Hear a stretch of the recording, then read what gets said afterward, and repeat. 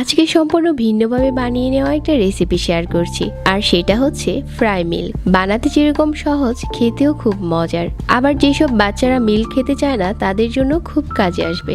আপনি চাইলে দুইভাবেই পরিবেশন করতে পারেন, আমি দুটিভাবেই দেখিয়েছি। মিল্ক তো সবার বাসায় থাকে, তো ভিন্নভাবে বানিয়ে নেওয়া আজকের এই ফ্রাই মিল্কের রেসিপিটা ভালো লাগবে সবার কাছে। চলুন তাহলে বানাতে শুরু করি। প্রথমে আমি একটা বাটি রেডি করে নিচ্ছি। বাটিটাতে তেল ব্রাশ করে নিচ্ছি। তারপর চুলায় একটা পাত্র বসিয়ে আমি এখানে 2.5 কাপ দিয়ে দিচ্ছি লিকুইড মিল্ক।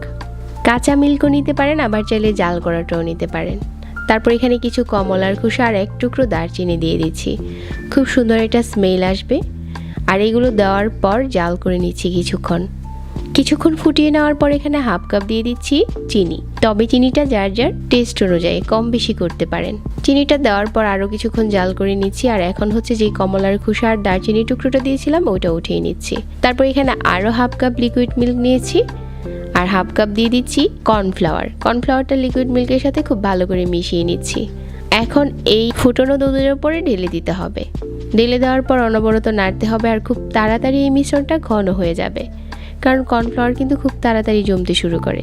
চুলার আঁচ কমিয়ে অনবরত নাড়তে হবে, আর এটা অনেকটাই ঘন আর থকথকে হয়ে আসবে। ওই পর্যায়ে অনবরত নেড়ে চেড়ে চুলা থেকে নামিয়ে নিতে হবে।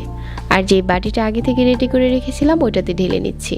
তারপর নর্মাল ফ্রিজে 4 থেকে 5 ঘন্টার মতো রেস্টে দিয়ে দিচ্ছি।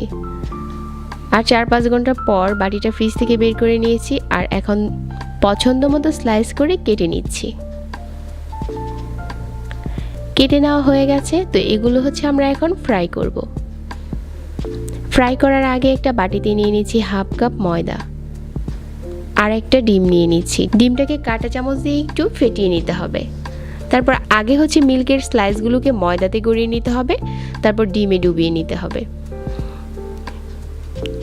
চুলায় মিডিয়াম আঁচে তেল গরম করে নিয়ে এগুলো ফ্রাই করে নিতে হবে। আমি একটু বেশি তেল দিয়ে ভাজছি যাতে দেখতে একটু সুন্দর লাগে। আরও অল্প তেলেও ভেজে নেওয়া যাবে, আবার চাইলে বাটার দিয়েও ফ্রাই করতে পারেন। তো এগুলো এখন ভাজা হয়ে গেছে, আর তেল ঝরিয়ে উঠিয়ে নিচ্ছি।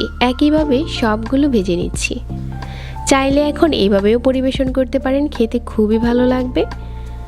আর এগুলোর স্বাদ বাড়ানোর জন্য একটা বাটিতে 1/2 কাপ চিনি আর 1 চামচ দিয়ে নিচ্ছি দারচিনির গুঁড়ো। এটা যদি না থাকে কোকো পাউডারও নিতে পারেন। তো এগুলো এখন একসাথে করে মিশিয়ে প্রতিটা স্লাইসকে এই চিনি আর দারচিনির গুঁড়োর উপরে গড়িয়ে নিচ্ছি। তো অনেকের হাতের কাছে দারচিনির গুঁড়োটা থাকবে না, তারা চাইলে কোকো পাউডার দিয়েও এরকম করে গড়িয়ে নিতে পারেন। দেখতেও সুন্দর লাগে, খেতেও খুব ভালো লাগে। আশা করছি আজকের রেসিপিও সবার কাছে ভালো লেগেছে। সবাই অনেক ভালো থাকবেন। আজকে এখানেই বিদায় নিচ্ছি। আল্লাহ হাফেজ।